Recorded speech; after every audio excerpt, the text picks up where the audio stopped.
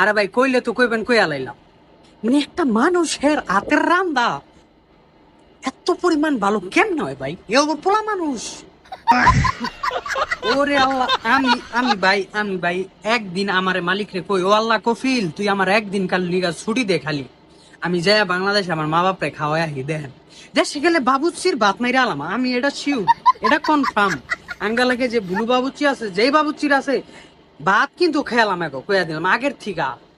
Saudi আরব যেমন দালালের ভাত খেয়ালাইছি, এরকম বাংলাদেশে গেলে কিন্তু বাংলাদেশের বাবুচ্চি, আঙ্গ এলাকার বাবুচ্চি কিন্তু ভাত মাত খেয়ালাম আমি।